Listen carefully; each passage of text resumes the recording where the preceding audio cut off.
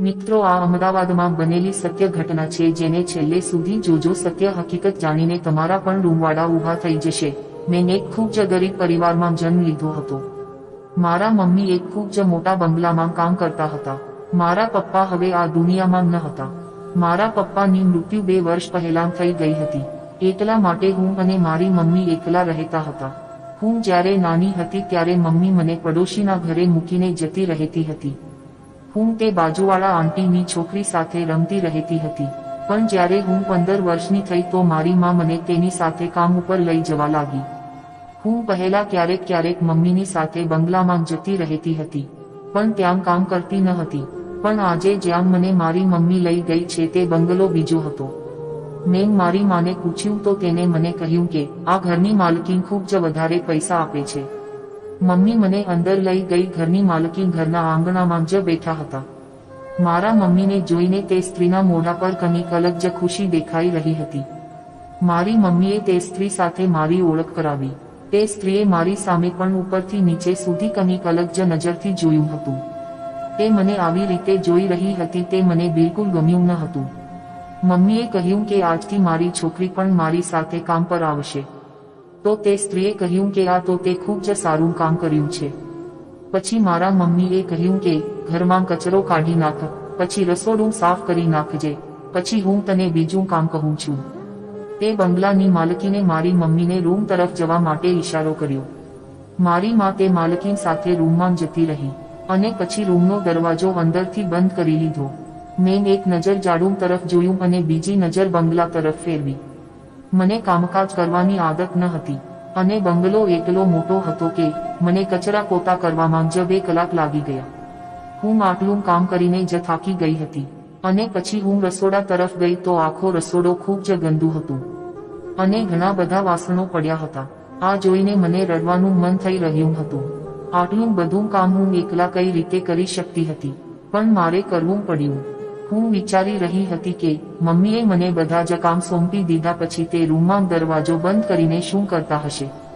હું રસોડાનું કામ કરીને જ્યારે બહાર આવી તો જોયું કે માલકીના રૂમનો દરવાજો હજી બંધ હતો. મને ખૂબ જ ભૂખ લાગી રહી હતી. એટલા માટે મેં તે માલકીનો દરવાજો ખટખટાવ્યો. થોડીવાર પછી મારા મમ્મીએ દરવાજો ખોલ્યો. તે આખા પરસેવે રેબઝેબ થઈ ગયા હતા અને મને કહ્યું કે તું થોડી વાર બહાર બેસ, હું હમણાં આવું છું. આ કહીને મમ્મીએ અંદર જઈને ફરીથી દરવાજો બંધ કરી દીધો. થોડીવાર પછી મમ્મી બહાર આવી અને બહાર નીકળીને તરત જ રૂમનો દરવાજો બંધ કરી દીધો અને મને પોતાની સાથે લઈને બંગલાની બહાર નીકળી ગયા. મમ્મીની આંખો સોજી ગઈ હતી. એવું લાગી રહ્યું હતું કે તે રૂમની અંદર રડીને આવી છે. હું વિચારી રહી હતી કે મમ્મીએ તો બંગલાની અંદર કંઈ કામ પણ નથી કર્યું. તે તો આખો દિવસ માલકીના રૂમમાં જ રહી હતી. બધું કામ તો મેં જ કર્યું હતું, પણ મારી માને જોઈને એવું લાગી રહ્યું હતું કે તે ખૂબ જ થાકી ગઈ છે. ખબર નહીં એવું તો શું કામ કર્યું હશે. મારી માં ઘરે જઈને તરત જ પોતાના રૂમમાં જતી રહી અને દરવાજો બંધ કરી દીધો. મને ખૂબ જ ભૂખ લાગી હતી અને જમવા માટે કશું ન હતું. અડધા કલાક પછી મારી માં રૂમમાંથી બહાર આવી. મેં તેમને કહ્યું કે મને ખૂબ જ ભૂખ લાગી છે. તો તે કહેવા લાગી કે બાજુવાળા આંટીને ત્યાંથી લઈને શાક લઈ આવ અને હું તારા માટે રોટલી બનાવી દઉં છું. હું બાજુમાંથી શાક લઈ આવી અને એટલી વારમાં મમ્મીએ રોટલી બનાવી નાખી હતી અને રાત્રે પણ મમ્મીએ મારું મનપસંદ ભોજન બનાવ્યું જે મને ખૂબ જ પસંદ આવ્યું હતું. રાતનું જમવાનું સવાર માટે થોડું રાખી દીધું હતું અને મને કહ્યું કે હું સવારે કામ પર જતા પહેલા રોટલી બનાવી આપીશ. મેં મારા મમ્મીને કહ્યું કે કાલે હું તારી સાથે કામ પર નહીં આવીશ. ઘર ખૂબ જ મોટું છે, હું ત્યાં કામ નહીં કરી શકું. મારી માં કહેવા લાગી છે હવે તું મોટી થઈ ગઈ તું છે, એટલા માટે તું હવે કામની આદત પાડી લે. મોંઘવારી દિવસે ને દિવસે વધતી રહી છે અને હું એકલા ઘરનો ખર્ચો ઉપાડી શકીશ નહીં. મમ્મીની આ મજબૂરી સાંભળીને હું ચૂપ થઈ ગઈ. પણ હવે તો આ રોજનું થઈ ગયું હતું. મમ્મી માલકીના રૂમમાં જતી રહેતી હતી અને ઘરનું બધું જ કામ મારે જ કરવું પડતું હતું. મને ખૂબ જ ગુસ્સો આવી રહ્યો હતો અને સાથે સાથે આશ્ચર્ય પણ હતો કે મમ્મી જ્યારે રૂમમાંથી બહાર આવે છે ત્યારે તે પરસેવાને લીધે ભીંજાઈ ગઈ હોય છે અને તેની આંખો લાલ થઈ ગઈ હોય છે અને ખૂબ જ થાકેલી લાગે છે. એક વખત મેં મારી મમ્મીને કહ્યું કે તમે તો કોઈ કામ પણ નથી કરતા, તો પણ તમે ખૂબ જ થાકેલા લાગો છો. જાણે બધું કામ તમે જ કર્યું હોય. તો તે કહેવા લાગ્યા કે હું ત્યાં જઈને ક્યાં આરામ કરું છું, મારું કામ તો. આટલું કહીને તે ચૂપ થઈ ગઈ. પછી એક લાંબો શ્વાસ લીધો અને કહ્યું, ગરીબી ખૂબ જ મોટી મુસીબત છે. જે ઘરમાં આવી જાય તે ઘરને બરબાદ કરી નાખે છે. મમ્મીની આવી ગોળ ગોળ વાતો મને સમજાતી ન હતી. મારી મમ્મી જોવામાં ખૂબ જ સુંદર હતી, પણ તે મને રોજ રોજ નવી નવી વાનગીઓ બનાવીને ખવડાવતી જે હું માંગતી. અમે મોંઘવારીમાં પણ ખૂબ જ સારું સારું બનાવીને જમતા હતા. હું જ્યારે મમ્મીને પૂછતી કે મમ્મી આપણે ગરીબ છીએ તો જમવા પાછળ આટલો બધો ખર્ચો શું કામ કરીએ છીએ, તો મારા મમ્મીએ કહ્યું કે હવે તું પણ તો મારી સાથે મહેનત કરીને કમાવા લાગી છે, તને પણ હવે સારું ખાવા પીવાની જરૂર છે. મમ્મી ક્યારેય પોતાના માટે સારું જમવાનું ન બનાવતા હતા, પણ મને પેટ ભરીને જમાડતા હતા અને વધેલું પોતે ખાઈ જતા હતા.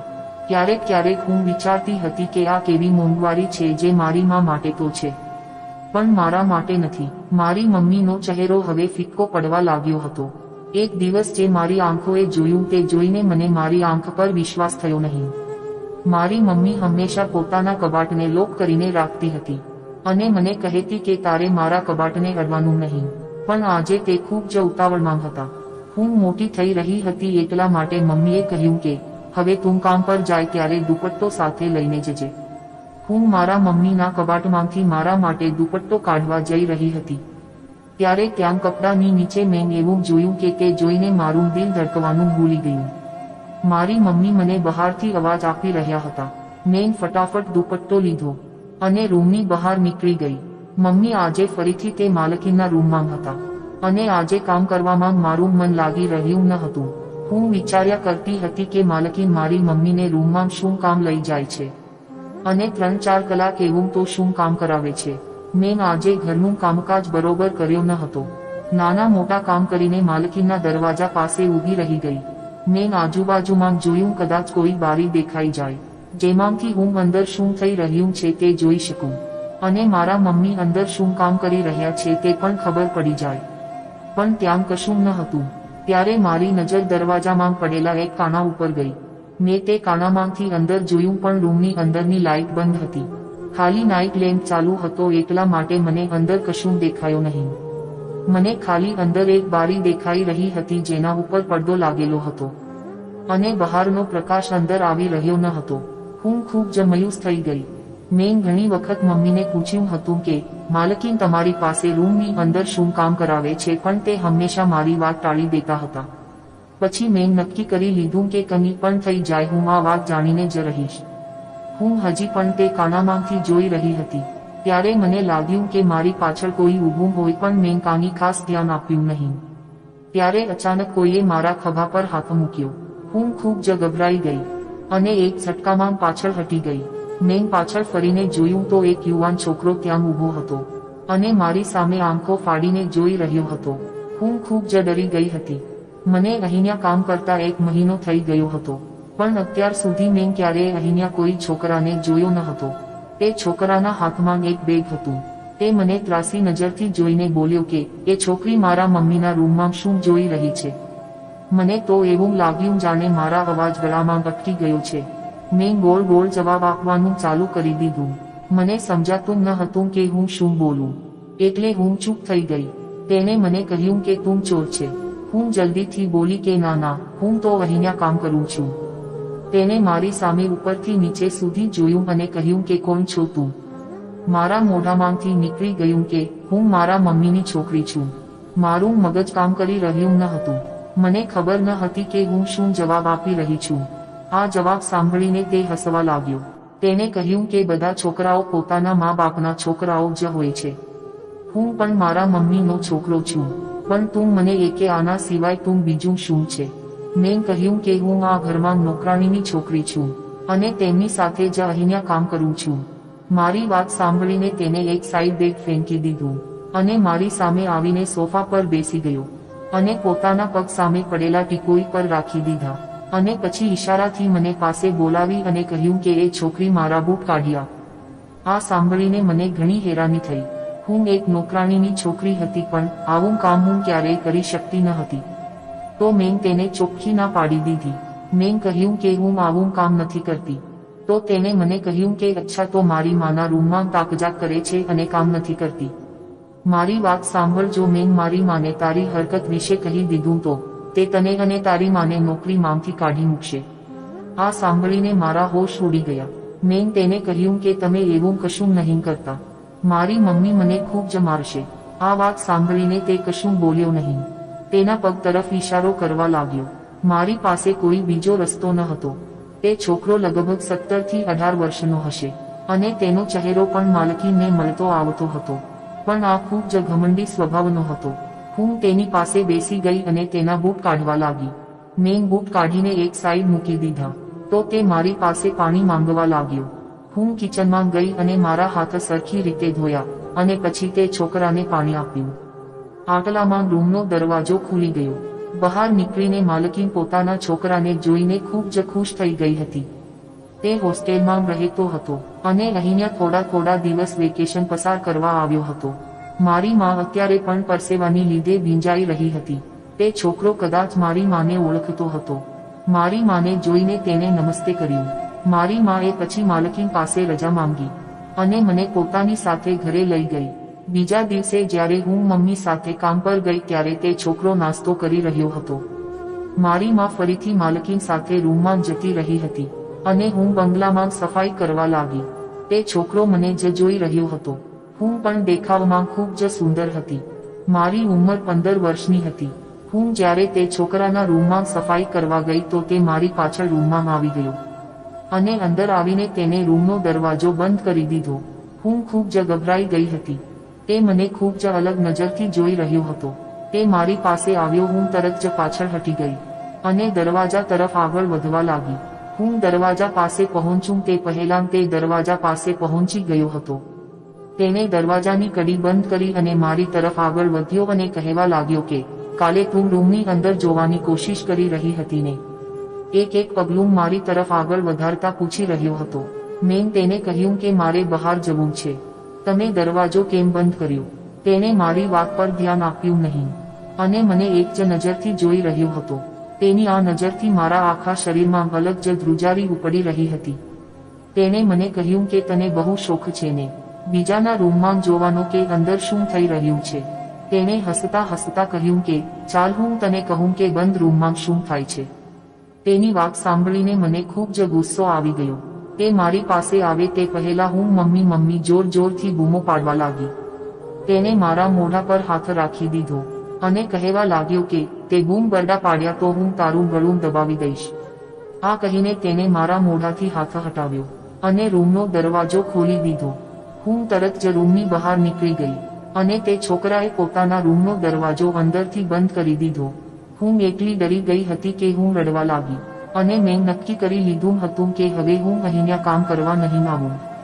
મેં બાકીનું કામ પણ રડતા કર્યું હતું.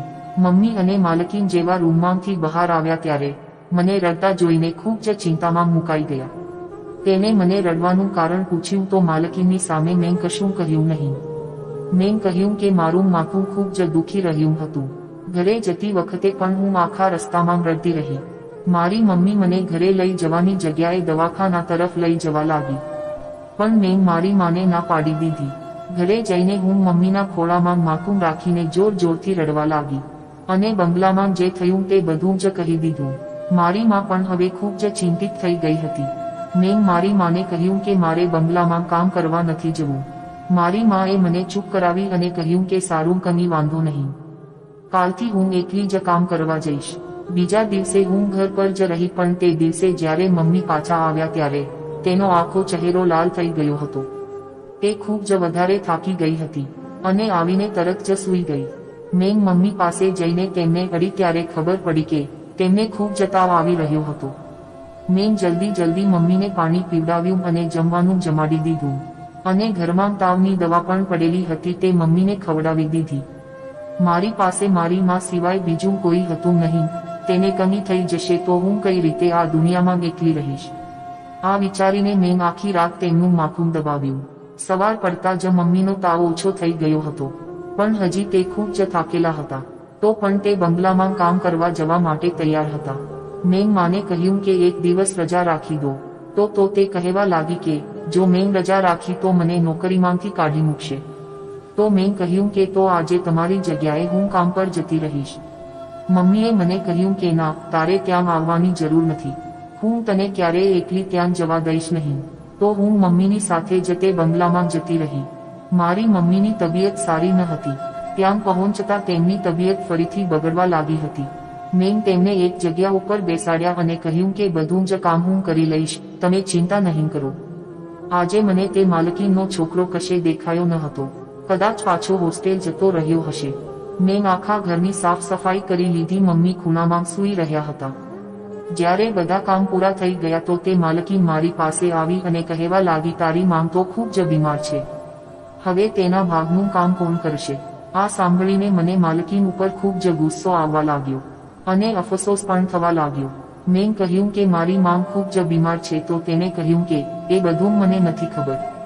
મને તો મારું કામ પૂરું કરાવવું છે. અને તારી મામ વોશરૂમમાં જતી રહી. મારું હૃદય ખૂબ જ ઝડપથી ધડકી રહ્યું હતું. થોડીવાર પછી માલકીન વોશરૂમમાંથી બહાર આવી. તેને નાઇટ ડ્રેસ પહેરેલો હતો. મને તે જોઈને ખૂબ જ આશ્ચર્ય થયો. તેને તરત જ અંદરથી દરવાજો બંધ કરી દીધો. હું ડરવા લાગી હતી. મને સમજાઈ રહ્યું ન હતું કે આ મારી પાસે શું કામ કરાવશે.